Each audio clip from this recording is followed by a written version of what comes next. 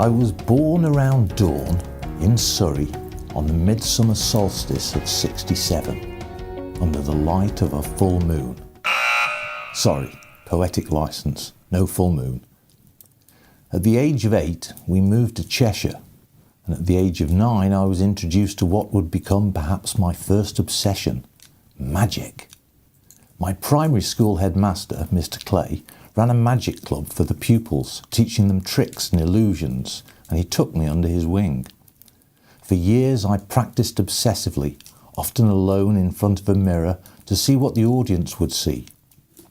But then in high school, the obsession left me. I had no idea at that young age how differently I thought and perceived the world, but as I moved into my teens, it became more apparent to me. Around the age of 18, I became obsessed with the film The Blues Brothers, so much so I started dressing like Elwood. I'd watched the film so many times I virtually knew the script off by heart, and at one point even painted my Mark I Escort in the same style as the Bluesmobile. I wish I had a photo of that. However, I repainted it fully black a few days later after being stopped by the police for having a multicoloured vehicle. Over the next 3 decades, I've had many more obsessions. Much of the 90s was spent obsessing over UFOs and aliens, whilst the 2000s found me obsessing over what had happened on 9/11 and ionic colloidal silver research and experimentation, while the 2010s had me obsessing over the difference between legal and lawful for many years. After I'd received my diagnosis of autism, the idea was suggested to me that what I experienced as an obsession, which has negative connotations, was actually passion, which is usually a very positive notion. I thought about this a lot, and there is a definite element of truth to it. All of the topics I became obsessed with also had some sort of emotional passion attached to them.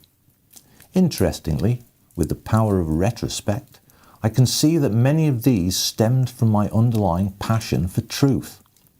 I believe that this is, in fact, one aspect of my autism, my obsession with needing to know what is true, and that I utterly detest discovering I've been lied to. However, most of the subjects I obsessed over started with a passion, but at some point the passion dies. However, I can still find myself driven. It's as if the obsession is still driving me despite receiving little to no pleasure from it. I've also noticed that I can't force an obsession, even if I feel passionate about something. As an example, playing the guitar. I'd wanted to learn the guitar from my teens onwards, even had lessons for 6 months to learn how to play the blues. I felt a passion for the music, but I just couldn't get obsessive or force myself to practice, much as I wanted to. 30 years later, I've taught myself to play a handful of chords and can ruin quite a few good songs, as evidenced by my YouTube channel. So what do I conclude?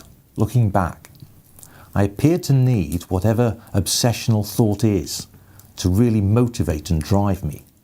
It's usually very pleasurable for a while, but it will fade, and I can't choose what I get obsessed about, or whether that mindset lasts hours, days, weeks, months or years.